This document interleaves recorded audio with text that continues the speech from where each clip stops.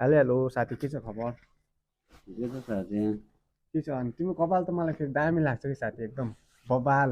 साथी यो भनेको त यो नेचुरल हो। नेचुरल नै हो र। जन्मिँदाखेरि नै यस्तो आफ्नो गर त फर्टी फेरि कपाल कपाल हो। फेरि साथीको होइन, युनिक छ कि फेरि लट्ठा। यसैको लागि हाम्रोतिर कति जो जोगी नेपालतिर हाम्रोतिर होइन, जोगी हुन्छ नि त साथी। अँ, प्राय जोगीहरूले गर्छन् कि यस्तो लट्ठा पाल्ने होइन।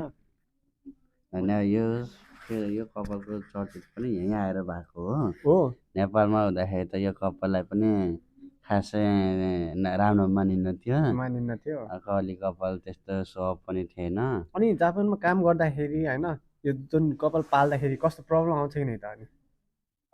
राम्रै खाइसहरूतिर चाहिँ उम्, कुनै कुनैमा दिँदैन, तर अँ, हामी जस्तो भाषा नहुने ठिक्कको N5 लेभल N4 लेभलसम्म बुझ्नेहरूको चाहिँ उम्, जाओस् त्यस्तोको लागि चाहिँ खासै काम फरक हेरेर पर्दैन। खाइसा हेरेर अनि नर्मल्ली होइन। उम्, अनि काम गर्दाखेरि बानिन्छ कि कपालहरू के गरिन्छ त साथी? अलिक बताइदिनु पर्यो मेरो अडियन्स, मेरो साथीहरूलाई।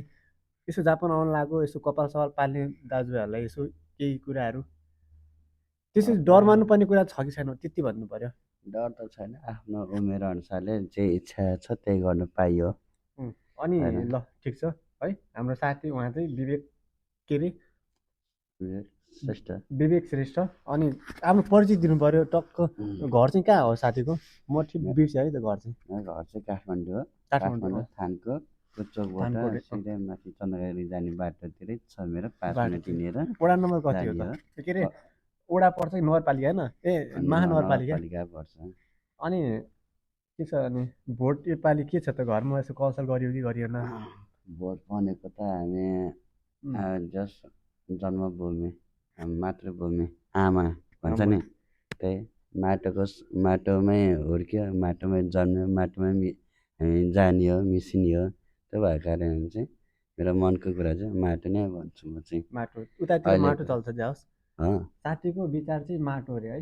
जो राम्रो आफ्नो ठाउँतिर जसले राम्रो गरिरहेछ त्यसलाई त हो माटो भन्न नखोजेको। त्यो पनि भयो र अनि अँ, त्यसपछि काम पनि राम्रै हो। उम्, र अनि माटो जस्ट हुने राम्रो भन्दा नि त भनेको राम्रो काम गरिरहेछ अहिले। धनीका परिवारहरूले चलाउने भन्दा गरिबका परिवारहरूले दुःख बुझेको हुन्छ, त्यही अनुसारले पनि हजुर। दुःख बुझेकोलाई नै सकेसम्म जितायो भने कि उनीहरूले सबै यस्तो हो नि त दोस्त, जनताको दुःख बुझ्छन् कि भन्ने यस्तो कुरा हो। यस्तो यो राजनीतिमा होइन, दुःख बुझेको भन्दा नि कसले चाहिँ कसको भिजन छ होइन, कसले चाहिँ गर्न सक्छ भोलिको दिनहरूमा होइन। अनि कोसँग दिमाग छ होइन, यसले चाहिँ अलि आवाज उठाउन सक्छ है भन्ने कुरा हुनु पऱ्यो कि। त्यो एउटा धनी गरिब भन्ने कुरा हुँदैन यहाँनिर है त। अनि के छ, आज हाम्रो लास्ट दिन हो नि त। अनि अब 2 के छ, महिनाको बिदा छ, 2-3 महिना। साढे 2 महिना अब यो 1 वर्ष ड्याङ्ग पनि फेरि। कति छिटो बित्यो हेर। अँ, हिजो अस्ति भन आएको भन्दा भन्दै लास्टमा 1 वर्ष पनि बितेछ, दाइ गएको बितेछ पढेको होइन। पनि। तर त्यस्तै प्रगति हो कि भनेको अहिले केही विदे छैन। विदेशी लाइफ भनेको यस्तै हो है। टक्क आह, टाइम गएको कस्तो थाहा नै नहुने होइन त। नेपालमा हुँदाखेरि हामी समयलाई वास्ता नगरिकन समय हाम्रो पछाडि कुद्यो भने हामी समयको पछि पछि कुद्नु परिरहेको छ क्या अघि। ठिक छ, जापानको लाइफ अनि जस्ट ठिक छ, रमाइलो छ, कस्तो लाग्छ? जापानको लाइफ भनेको ठिकै छ, जस्तो लिएर आयो त्यस्तै जाने हो। जस्तो प्रगति चलायो, भने जस्तो त्यस्तो तरिकाले छैन। चलायो त्यस्तै अँ, चल्छ, मतलब होइन। उम्, ठिक छ नि, जस्ट फेरि कपाल चाहिँ यस्तो कपाल यस्तो हल्लाइदिनु पऱ्यो एकचोटि, पर्दैन देखाइदिनु पऱ्यो, कला हो नि त हाम्रो कला। यत्तिकै ल ठिक यसो छ, सर्ट सर्ट हल्लाउनु पऱ्यो कि, यसो सर्ट सर्ट पर्दैन। यो साथीको त लागि। क्रप गरे बेजत। ल यस्तो हल्लो, यस्तो हल्लाउनु नि त। नै हुन्न, यो त मलाई भाइ बेजत आएन। हेर न यार, फेरि यस्तो राम्रो छ, कस्तो बेजित हो र यार होइन। त्यो मलाई देखाइने दामी लाग्छ टाढाबाटै जस देख्छ नि। विवेक, अब जस होइन, एकदम मिलनसार मान्छे हुन् होइन हाम्रो क्लासको। अनि मिलनसार भयो अलि, हाम्रो क्लासमा सबै मिल्छन् कि फेरि, एटिट्युड इगोवाला कोही छैनन्। सही लाग्छ, आफ्नै तरिकाले आउँछन् क्लासमा, पढ्छन्, झलाक्सी सुत्छन् होइन, त्यही त हो। सबैजनाले थकाइ मेट्ने भनेको थकाइ कलेजमै मेट्ने हो, है, स्टुडेन्ट लाइफ बाहिर भनेको यही छैन। नै हो। दुःख सुख भन्ने कुरा हाम्रो अरू ठाउँभन्दा नि प्रायः गएको टाइममा चाहिँ एकदम टाइम धेरै बिताउनु पर्ने हुन्छ होइन, त्यही त हो।